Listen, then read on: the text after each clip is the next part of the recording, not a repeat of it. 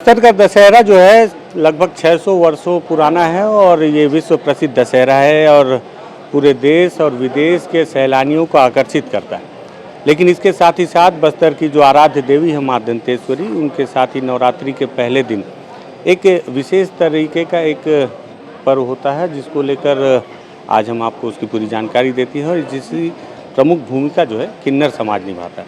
तो किन्नर समुदाय हमारे साथ हैं और रात लगभग 12 बजे माँ दंतेश्वरी को इनके द्वारा चुनरी आरूढ़ की जाती है और उसके बाद से ही माना जाता है कि नवरात्रि का पर्व शुरू होता है। हालांकि मैं इसे लगभग कुछ सालों से देख रहा हूँ, लेकिन इसके बारे में क्या पूरी डिटेल इस पर बातचीत करते हैं। नमस्कार, मैं विकास तिवारी हूँ और आप बस्तर टॉकीज देख रहे हैं। स्वागत है आपका बस्तर टॉकीज में। आप सभी को नमस्कार। मेरा नाम रिया सिंह परिया और मैं जगदलपुर किन्नर समाज के अध्यक्ष हूँ।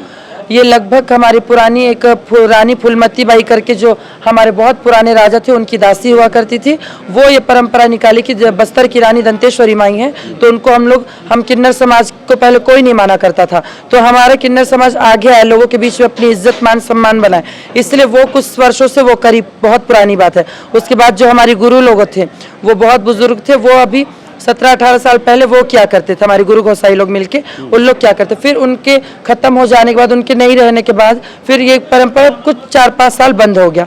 4-5 साल बंद होने के बाद पिछले 10 साल से ये हम लोग जगदलपुर किन्नर समाज हम लोग माँ दंतेश्वरी को सुहागन का पहला जोड़ा चढ़ा रहे हैं और जगह जगह से बहुत सारी जगहों से किन्नरों को बुला के हमारे बस्तर संभाग के लोगों के लिए पूजा प्रतिष्ठान करने के लिए उनको करते हैं और अखंड ज्योत जलाते हैं। 21 दिन का निर्जला उपवास रखते हैं और 2 दुल्हनों को उपवास रखते हैं, निर्जला उपवास, और 2 दुल्हनों के हाथों से दंतेश्वरी माई को सुहागन का पहला जोड़ा चढ़वाते हैं। ये 21 दिन का उपवास क्यों रहते हैं और ये क्या आज से पहले रहते हैं कि आज से उपवास रहना शुरू करेंगे? नहीं, ये जैसे आज हम लोग दंतेश्वरी माई को सुहागन का जोड़ा पहला चढ़ा दिए, लेकिन इससे 21 दिन पहले हम लोग उपवास रखते हैं ताकि 21 दिन पहले से इसलिए रहते कि मतलब शरीर शुद्ध हो जाए हर एक चीजों से, पापों से, हर एक चीजों से। ये इंसानी शरीर है तो ये कलयुग है तो पापी शरीर है, इसलिए हम लोग उनके शुद्धिकरण के लिए 21 दिन का निर्जला उपवास रखते हैं। उसके बाद फिर दंतेश्वरी माई को सुहागन का जोड़ा नवरात्रि के 1 दिन पहले चढ़ाते हैं। ये मैं देख रहा था आप लोग बहुत रैली की तरह आ रहे थे, तो कहाँ से निकलती है आप लोग की जो झांकी है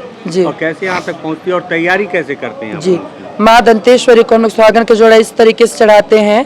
हम लोग का जो पुराना घर हमारी गुरु का एक छोटा सा था, नया बस स्टैंड के सामने गली से था, तो हमारे गुरु लोग वहाँ से ही शुरू से दंतेश्वरी माई को सुहागन का जोड़ा चढ़ाते आए हैं, तो इसी वजह से हमारा परंपरा वहीं से।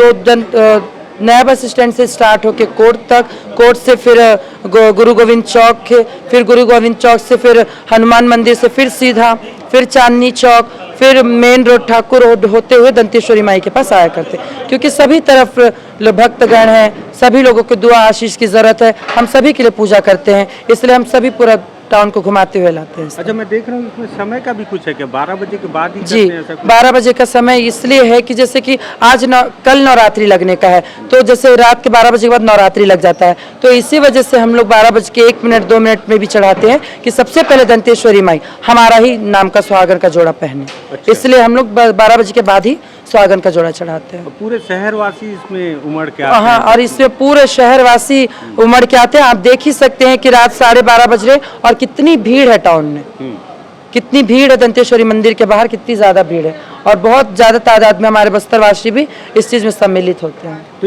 ये 10 साल है तो लोग पूछते हैं क्या कि पहले का इतिहास क्या था? तो आप लोगों जो गुरु माँ हैं आपकी, जी, जो बहुत पहले जो दासी थी, तो उनका इतिहास के बारे में कहीं कोई जिक्र है क्या? हाँ है ना, हम लोगों ने राजा साहब के साथ बैठ के बातचीत किया है, इसके बारे में इतिहास में लिखा गया है यहाँ पे, और हम लोग इस साल करने का भी नहीं सोच रहे थे क्योंकि आचार संहिता ये वो 10 बजे के बाद बाजा गाजा नहीं, और दंतेश्वरी माई को बिना बाजे गाजे साथ तो अपन कुछ भी नहीं कर सकते, तो इस बार नहीं करने का मन था हमारा। तो फिर राजा साहब ने बताया कि आप लोगों का भी नाम अब इतिहास में लिखा गया, क्योंकि 10 सालों से आप लोग ये सब दशहरा के समय कार्यक्रम करते हैं, तो इसी वजह से 10 सालों से चल रहा है, तो राजा साहब हम लोग के बोले कि आप लोग ये कार्यक्रम करना ही पड़ेगा। तो मतलब राज परिवार भी आप लोगों को स्वीकार कर रहा है? राज परिवार भी हमको स्वीकार करता है, राज परिवार भी हमको बहुत अच्छे से मान सम्मान इज्जत करता है, और हम लोग राज परिवार से ही बिलोंग करते हैं, इसलिए कि शुरू से कोई हमको अपनाए ना अपनाए, लेकिन राज परिवार में दास दासी और जो रानी का सुरक्षा रक्षा करने के लिए अर्धनारीश्वर यानी कि थर्ड जेंडर किन्नरों को ही रखा जाता था, और आज तक भी